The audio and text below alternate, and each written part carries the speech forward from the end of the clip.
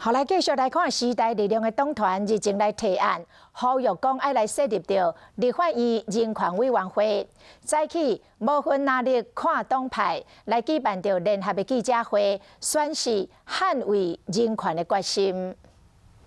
立院设立人权会，无共党派立委斗阵徛几排，这就是为着要设立立法院人权委员会。保障人权不是成立一个国家人权委员会就好了，它其实也是立法院的责任哦，所以非常的支持。在立院能够有一个对接的组织。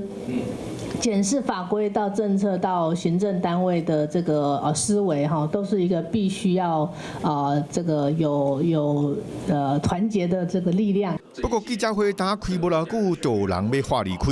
歹势，我无针对个人啊，我认为中国国民党不应该参加这个委员会啦。